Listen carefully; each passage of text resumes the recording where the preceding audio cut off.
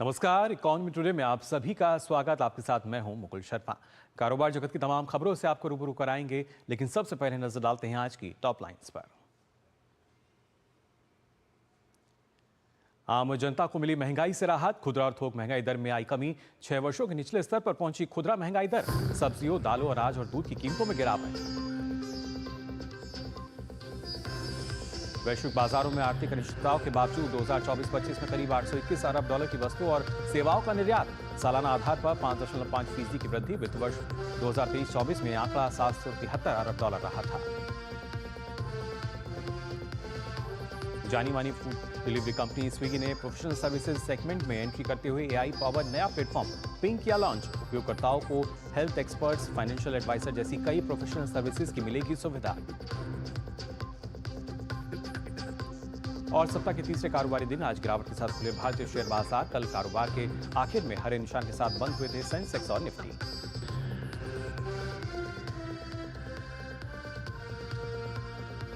जाना आपने क्या कुछ खास कारोबार जगत की अगर बात की जाती है। और आपको बता दें, वैश्विक बाजार में आर्थिक अनिश्चितताओं के बावजूद भारत ने वित्त वर्ष 2024 और 25 में करीब 821 अरब डॉलर की वस्तुओं और सेवाओं का निर्यात किया है। इसमें सालाना आधार पर 5.5% की वृद्धि दर्ज की गई है। वित्त वर्ष 2023-24 में यह आंकड़ा 773 अरब डॉलर पर था। ये जानकारी वाणिज्य सचिव सुनील बटवाल की ओर से दी गई। वाणिज्य और उद्योग मंत्रालय के अनुसार वित्त वर्ष 2024 और 25 में वस्तु निर्यात बढ़कर 437 अरब डॉलर तक पहुंच गया, जबकि गैर पेट्रोलियम निर्यात 6% बढ़कर 374 अरब डॉलर हो गया। हालांकि मार्च में व्यापार घाटे में मामूली बढ़ोतरी दर्ज की गई। मार्च में वस्तुओं का निर्यात मामूली रूप से 0.7% बढ़कर 41.97 अरब डॉलर हो गया। ये आंकड़े ऐसे समय में सामने आए हैं जब वैश्विक बाजारों में अमेरिकी टैरिफ में बढ़ोतरी के कारण अफरा तफरी का माहौल देखने को मिल रहा है। और देश की ऑटो पार्ट्स इंडस्ट्री 2030 तक 145 अरब डॉलर के आंकड़े को छू सकती है। इसके साथ ही ऑटो पार्ट्स का निर्यात भी 3 गुना पहुंच सकता है। नीति आयोग ने मंगलवार को एक रिपोर्ट जारी की, जिसमें कहा गया कि यदि ऑटोमोटिव क्षेत्र को सही प्रोत्साहन और अनुकूल परिस्थितियां मिलें तो देश 2030 तक अपने वाहन निर्यात को 3 गुना बढ़ाकर 60 अरब डॉलर तक पहुंचा सकता है। इसके साथ ही 25 अरब डॉलर का व्यापार अधिशेष उत्पन्न कर सकता है और 20 से 25 लाख तक प्रत्यक्ष नौकरियों का सृजन कर सकता है। यह देश को एक नवाचार प्रेरित वैश्विक प्रतिस्पर्धी विनिर्माण हब बनाने की दिशा में तेजी से आगे बढ़ाने में कारगर साबित हो सकता है। भारत का ऑटोमोटिव उद्योग देश की अर्थव्यवस्था और विनिर्माण क्षेत्र का एक मजबूत स्तंभ है। वर्तमान में ये क्षेत्र भारत के सकल घरेलू उत्पाद में 7.1% और विनिर्माण यानी जीडीपी में 49% का योगदान देता है। वहीं भारत की वैश्विक ऑटो कंपोनेंट ट्रेड में हिस्सेदारी लगभग 20 अरब डॉलर है। इससे आने वाले वर्षों में कई गुना बढ़ने की संभावनाएं हैं। दिल्ली सरकार ने सभी श्रेणियों के श्रमिकों के लिए न्यूनतम मजदूरी दरों में वृद्धि की घोषणा की है। ये नई दरें 1 अप्रैल 2025 से लागू होंगी। अकुशल श्रमिकों का न्यूनतम मासिक वेतन अब 18,456 रुपये प्रति माह होगा, जो पहले 18,066 रुपये प्रति माह था। ऐसे ही अर्धकुशल श्रमिकों की न्यूनतम मजदूरी 19,929 से बढ़ाकर 20,371 रुपये प्रति माह कर दी गई है। कुशल श्रमिकों की न्यूनतम मजदूरी को 21,917 से बढ़ाकर 22,411 रुपये कर दिया गया है, जबकि स्नातक और उससे अधिक योग्यता वाले श्रमिकों को 24,356 रुपये प्रति माह मिलेंगे। सरकार का कहना है कि ये बढ़ोतरी महंगाई को ध्यान में रखते हुए की गई है, जिससे श्रमिकों को आर्थिक राहत मिलेगी। और आइए बात करते हैं कारोबार जगत में भी क्या स्थिति फिलहाल नजर आ रही है। आज की अगर बात की जाए, सबसे पहले गिफ्ट निफ्टी की अगर हम बात करें, लाल निशान इसमें नजर आ रहा है। आप देख सकते हैं 26 अंकों की मामूली गिरावट, जिसके बाद ये 23,285 पे कारोबार करता हुआ नजर आया। सेंसेक्स की अगर बात की जाए तो आप देख सकते हैं यहाँ भी करीब 159 अंकों की गिरावट नजर आ रही है, जिसके बाद ये 76,575 पर कारोबार कर रहा है शुरुआती तौर पर। और देखना होगा किस तरीके से समय के साथ आगे बढ़ते हुए क्या स्थिति में बदलाव होता है या नहीं। निफ्टी 50 की भी अगर बात करें तो यहाँ भी आप देख सकते हैं करीब 35 अंकों की गिरावट लाल निशान के साथ निफ्टी 50 आज नजर आ रहा है। हालांकि कल इसमें हरा निशान नजर आया था, जिसके बाद ये आज 23,293 पे कारोबार करता हुआ नजर आ रहा है शुरुआती दौर पर। वहीं अगर बात की जाए आज के टॉप गेनर्स की, तो आप देख सकते हैं axis bank, IndusInd bank, Hindu Unilever, HDFC bank, ITC जो कि आज के टॉप गेनर्स बने। हरे निशान के साथ इनमें कारोबार होता हुआ नजर आ रहा है। साथ ही बात अगर करें टॉप लॉसर्स की, जहां लाल निशान के साथ कारोबार हो रहा है, उनमें देखिए आप देख सकते हैं मारुति, सन फार्मा, एनटीपीसी, एमफी और बजाज फाइनेंस सर्विसेज, जहां पे लाल निशान के साथ कारोबार हो रहा है। टॉप लॉसर्स की श्रेणी में ये नजर आ रहे हैं। और आइए अब आपको खासतौर से बताते हैं कि कैसे देश में जो महंगाई है उस पर लगाम लगी है। ये सारी जानकारी आपको देंगे, लेकिन उससे पहले रुक रहे हैं एक छोटे से ब्रेक के लिए।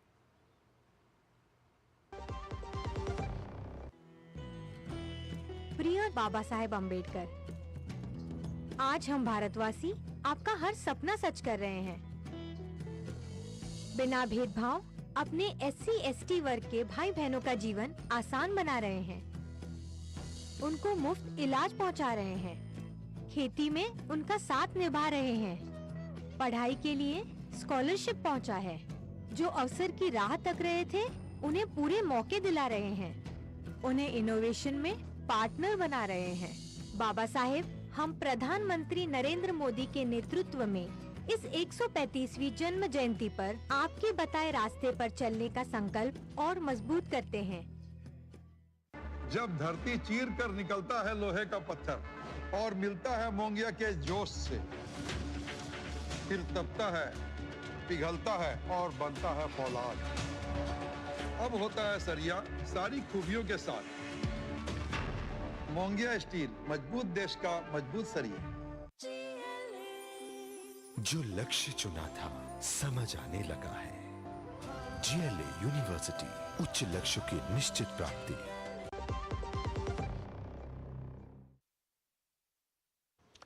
ब्रेक के बाद आप सभी का एक बार फिर स्वागत इकॉनमी टुडे में। और आइए अब बात करते हैं आज के फोकस की।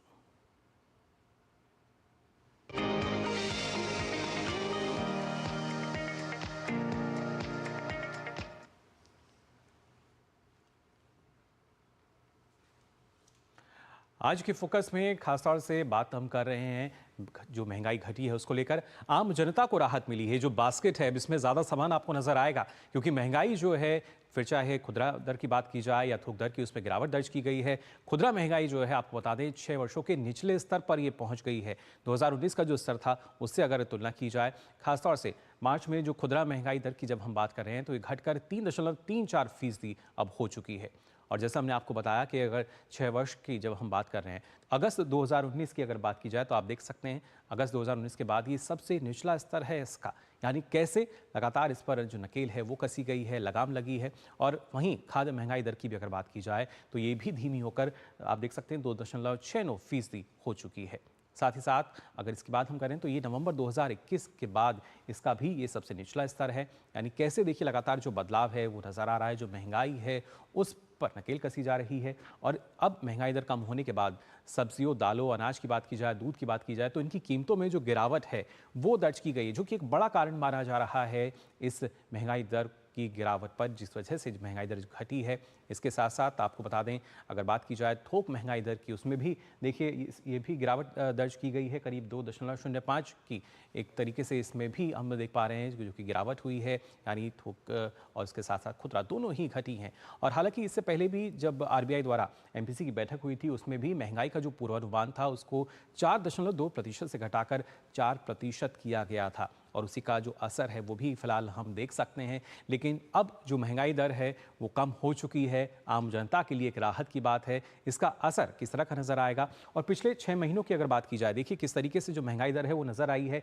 अक्टूबर महीने में आप देख सकते हैं करीब 6.21% रही है महंगाई दर। इसके साथ साथ नवंबर की अगर बात की जाए तो 5.48% ये रही है। साथ ही दिसंबर में आप देख सकते हैं 5.22% दर्ज की गई। और वहीं जनवरी में 4.31% रही है। साथ ही फरवरी में 3.61% और आखिरकार मार्च में 3.34% पर महंगाई दर दर्ज की गई है, जो कि 6 साल में सबसे निचला स्तर है। तो जाना आपने कैसे लगातार इसमें जो गिरावट है वो देखने को मिल रही है। वर्ष 2024-25 के पिछले 6 महीनों में आपने जाना कैसे लगातार महंगाई दर में जो गिरावट है वो यहाँ देखने को मिल रही है। और इसका असर जैसा हम आपको बता रहे हैं कि ज़ाहिर तौर पर देखने को मिलेगा। और ख़ासतौर से फिर चाहे जब बात करते हैं दालों की बात की जाए, सब्जी की बात की जाए, दूध की हम बात करें, अनाज की बात की जाए, सब पर इसका जो असर है वो फिलहाल देखने को मिल रहा है। और इसी वजह से लगातार अभी जो बास्केट है उसमें ज़्यादा सामान आप ले पाएंगे। इसके ज़रिए कहीं ना कहीं अगर देखा जाए जो हमारी हम कह सकते हैं जो खरीदने की क्षमता है उसमें इजाफा होगा, आम जनता के लिए जो बचत है वो बढ़ सकती है। लेकिन और किस महीने में और खासतौर से अर्थव्यवस्था के लिहाज से अगर देखा जाए कितना ये लाभकारी सिद्ध हो सकता है, इस पर हम लगातार चर्चा करेंगे और इसके लिए हमारे साथ खास मेहमान जुड़ी हैं। आपको बता दें दीपशिखा सिखावार जी हमारे साथ जुड़ी हैं, वरिष्ठ संपादक हैं इकोनॉमिक टाइम्स की। बहुत बहुत स्वागत आपका दीपशिखा जी। जी, सबसे पहले आपसे जानना चाहूँगा किस तरीके से आप देखती हैं, जिस तरीके से महंगाई दर जो है, अगर खुदरा महंगाई दर की बात की जाए 6 साल के निचले स्तर पर ये नज़र आ रही है, किस तरह का असर इसका हम मान सकते हैं?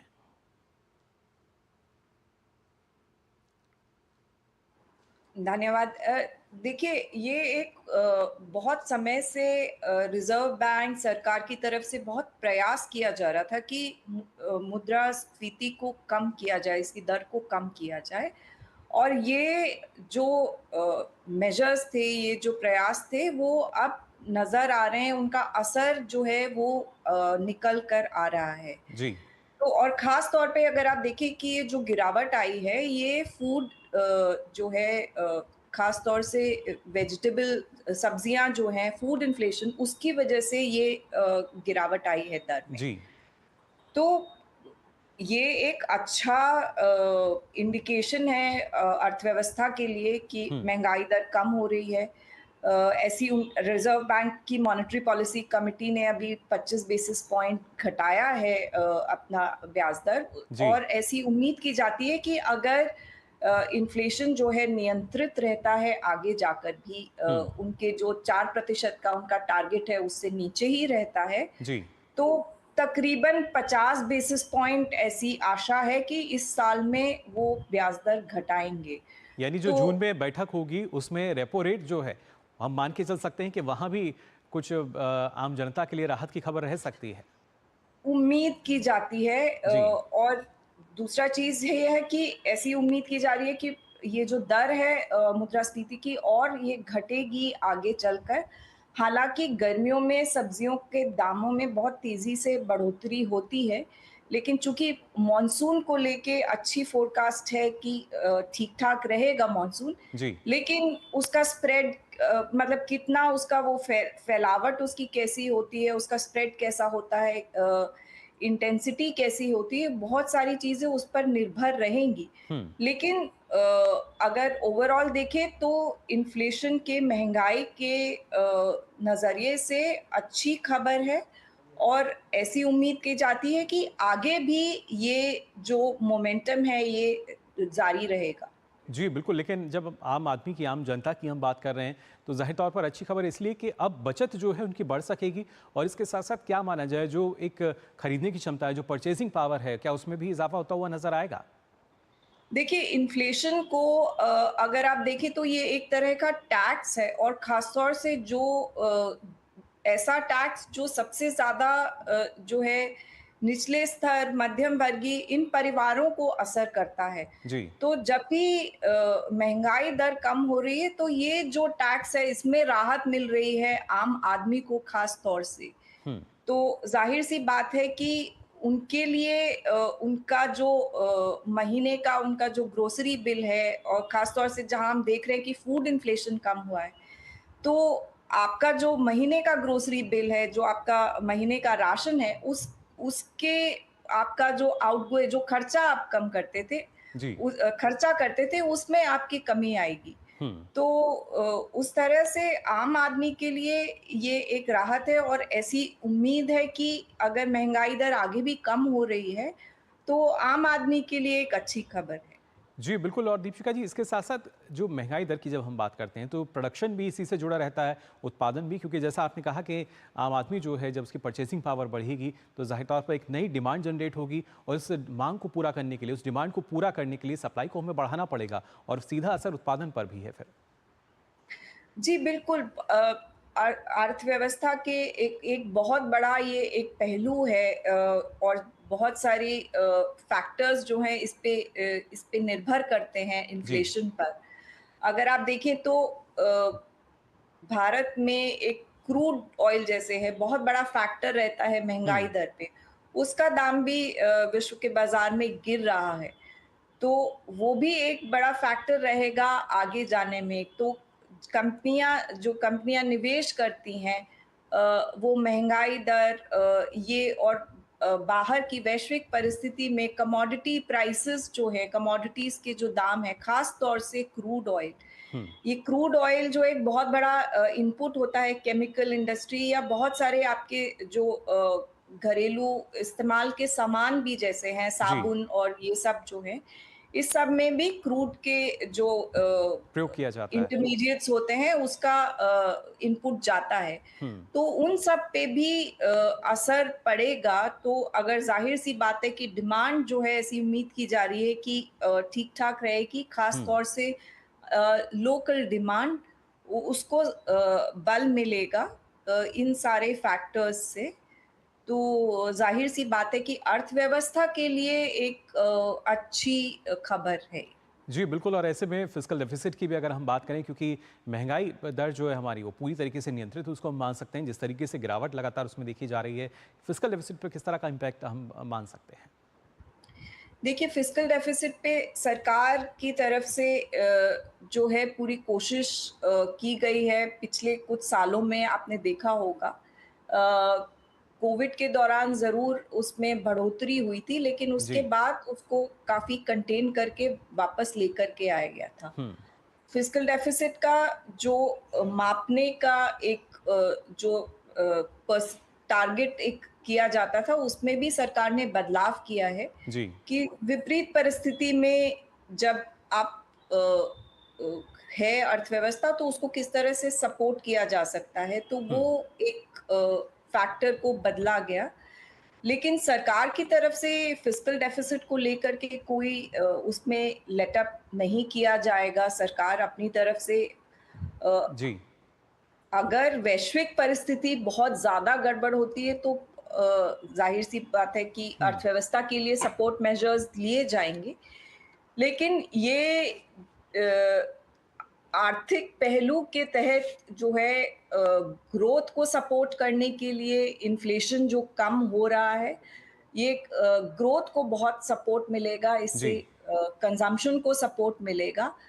ओवरऑल इकोनॉमी के लिए एक अच्छी खबर। जी, और क्या इकोनॉमी के लिहाज से अगर देखा जाए दीपशिखा जी, एक बैलेंस्ड इसको हम मान सकते हैं? क्योंकि जब हम जीडीपी की बात करते हैं, वैश्विक स्तर पर अलग है, और भारत की जो जीडीपी है लगातार वो उभरती हुई पूरे विश्व में। इसके साथ साथ महंगाई की भी अगर बात की जाए जो कि इससे जुड़ी हुई है, ना सिर्फ महंगाई पर हम नियंत्रित कर रहे हैं, बल्कि जो विकास को एक तेज़ी मिल रही है, जो निवेशक हैं शायद इसी वजह से भारत की तरफ अपना रुख कर रहे हैं। जी बिल्कुल। भारतीय अर्थव्यवस्था अगर आप देखेंगे, वैश्विक परिस्थिति काफ़ी विपरीत है। जिस तरह टैरिफ अमेरिका, बाकी देशों में चीन, थोड़ा जो टैरिफ का स्थिति चल रहा है, जी। अनिश्चितता थोड़ी सी बढ़ गई है। लेकिन अगर आप भारतीय अर्थव्यवस्था को उस परिप्रेक्ष्य में देखते हैं, तो भारतीय अर्थव्यवस्था एक बहुत मजबूत परिस्थिति में नज़र आती है। क्योंकि भारतीय अर्थव्यवस्था जो है, उसका एक बहुत ही छोटा हिस्सा जो है वो निर्यात क्षेत्र पर निर्भर रहता है। जी। तो उसके कारण जो वैश्विक ये उतार चढ़ाव जो है, तो वो उतने ही क्षेत्र को असर करेगा। लोकल जो डोमेस्टिक इकोनॉमी है, जो यहाँ पे हमारी लोकल अर्थव्यवस्था है, वो काफी मजबूत स्थिति में है। हम देख रहे हैं उसको जी। निवेश के जरिए भी, कंजम्पशन के जरिए भी। उसके अलावा सरकार की तरफ से इस साल जो केपेक्स का बजट रखा गया है, इंफ्रास्ट्रक्चर पे जो खर्चा होना है, उसमें काफी एक बहुत बड़ा पुश दिया जा रहा है कि अर्थव्यवस्था को सपोर्ट बल मिल सके, क्योंकि ये वैश्विक परिस्थिति विपरीत हो गई है। जी। तो डोमेस्टिक इकोनॉमी को कितना ज्यादा से ज्यादा मजबूती दी जा सके, तो सरकार की तरफ से वो प्रयास किया जा रहा है, जारी है वो प्रयास। तो भारतीय अर्थव्यवस्था अगर आप देखेंगे आंकड़ों के तहत भी, तो भारतीय अर्थव्यवस्था काफी स्टैंड आउट करती है बाकी अपने जो पीयर ग्रुप हैं और बाकी भी विश्व में दूसरे देशों के तुलना में। जी। बिल्कुल दीपशिका जी, लेकिन आम जनता का जो सरोकार है वो इसी बात से रहता है कि उन्हें कैसे राहत मिल पा रही है, कैसे जो अलग अलग वस्तुएं हैं, खाने पीने का सामान है वो सस्ता हो तो उनको और जाहिर तौर पर उनकी जो बचत है वो बढ़ पाती है। लेकिन अब जिस तरीके से जो महंगाई है पिछले 6 वर्ष के मुकाबले, खुदरा महंगाई की दर की अगर बात की जाए जो एक निचले स्तर पर पहुंची है, क्या और भी जो वस्तुएं हैं उनके सस्ता होने की उम्मीद की जा सकती है? देखिए, ऐसी उम्मीद की जा रही है कि महँगाई दर आगे भी थोड़ा कम ही रहेगी, उसका जो ट्रैजेक्टरी है वो अब गिरावट की तरफ है।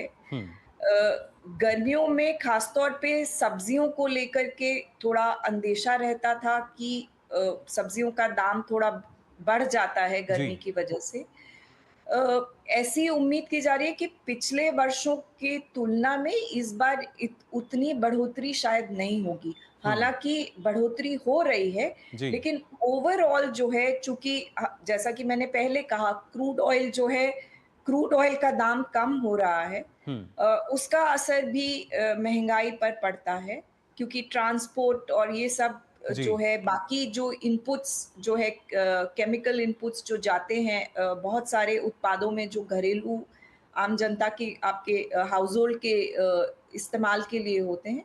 तो इस सब का मिला-जुला असर जो है ऐसी उम्मीद की जा रही है कि महँगाई दर जो है आगे नियंत्रित रहेगी जी। कुछ समय तक। जो मॉनेटरी पॉलिसी कमिटी को भी ये राहत देगी, वो काट सकते हैं ब्याज दर आगे जी। जाकर के। तो ज़ाहिर तौर पर उम्मीद यही है कि और राहत जो है वो आम जनता को मिल पाएगी। फिलहाल दीपशिका जी, आपका बहुत बहुत शुक्रिया हमारे साथ जुड़ने के लिए। तो जाना आपने किस तरीके से जो महंगाई है वो नियंत्रित हुई है, पिछले 6 साल के निचले स्तर पर है। खुदरा महंगाई की अगर बात की जाए, थोक महंगाई भी हमने देखा 2021 के मुकाबले अगर देखते हैं या किस तरीके से उसमें भी जो गिरावट है वो दर्ज की गई है और उसका सीधा फायदा आम जनता को मिल रहा है। अब आइए आगे बढ़ते हैं और नजर डालते हैं कारोबार जगत से जुड़ी कुछ और अहम खबरों पर फटाफट अंदाज में। फूड और किराना सामान की डिलीवरी के लिए मशहूर कंपनी स्विगी ने पिंग नाम का एक नया ऐप लॉन्च किया है, जो एक एआई आधारित प्लेटफॉर्म है। इस ऐप के जरिए आप 100 से ज्यादा क्षेत्रों के हजारों विश्वसनीय पेशेवरों से आसानी से संपर्क कर सकते हैं। पिंग के साथ स्विगी अब प्रोफेशनल सर्विसेज के बाजार में उतर चुकी है और इसका मुकाबला अर्बन कंपनी जैसे प्लेटफॉर्म से है। श्रम एवं रोजगार मंत्रालय ने स्विगी के साथ एक समझौता ज्ञापन पर हस्ताक्षर किए। यह एनसीएस पोर्टल के माध्यम से गिग और लॉजिस्टिक क्षेत्र में रोजगार के अवसरों को बढ़ाने और 2-3 वर्षों में 12 लाख से अधिक रोजगार के अवसर उत्पन्न करने की दिशा में महत्वपूर्ण कदम है। इस मौके पर केंद्रीय श्रम एवं रोजगार मंत्री डॉक्टर मनसुख मांडविया और केंद्रीय श्रम एवं रोजगार राज्य मंत्री शोभा करंदलाजे भी मौजूद रहे। इरिडा ने मार्च 2025 में खत्म चौथी तिमाही के नतीजे जारी किए हैं। कंपनी का अकेले इस तिमाही में मुनाफा 49% बढ़कर 502 करोड़ रुपए पहुंच गया है। वित्त वर्ष 2024-25 की बात करें तो इरिडा ने अब तक का सबसे ज्यादा सालाना मुनाफा कमाया है। कंपनी का सालाना मुनाफा 36% बढ़कर 1699 करोड़ रुपए हो गया। कंपनी की पूरे साल की ऑपरेशनल इनकम भी 36% की तेजी के साथ 6742 करोड़ रुपए रही।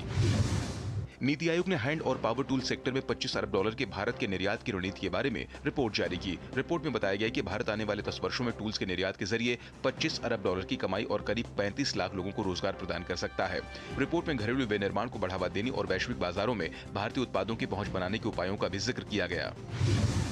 Real estate consultant CBRE south Asia की रिपोर्ट के मुताबिक देश भर में लग्जरी मकानों की बिक्री तेजी से बढ़ रही है। साल 2025 की पहली तिमाही में देश के टॉप 7 शहरों में लग्जरी मकानों की बिक्री में 28% की बढ़ोतरी हुई है। इन 7 शहरों में दिल्ली और एनसीआर सबसे आगे है। रिपोर्ट में बताया गया कि 2025 की पहली तिमाही में 4 करोड़ से अधिक कीमत वाले लग्जरी सेगमेंट में 1930 यूनिट्स की बिक्री हुई है। इंटरनेशनल डेटा कॉर्पोरेशन द्वारा जारी ताजा रिपोर्ट के मुताबिक भारत में आर्टिफिशियल इंटेलिजेंस पर खर्च 2028 तक 35% बढ़कर $9.2 अरब तक पहुंचने का अनुमान है। रिपोर्ट में बताया गया है कि बढ़ता हुआ खर्च एआई की क्षमता को अधिकतम करने के लिए बेहतर डेटा गुणवत्ता, प्रशासन और क्लाउड माइग्रेशन की आवश्यकता को दिखाता है। तो फिलहाल के लिए आज इकोनॉमी टुडे में बस इतना ही, लेकिन देश और दुनिया की तमाम खबरों के लिए आप देखते रहिए डीडी न्यूज़। मुझे दीजिए अनुमति। नमस्कार।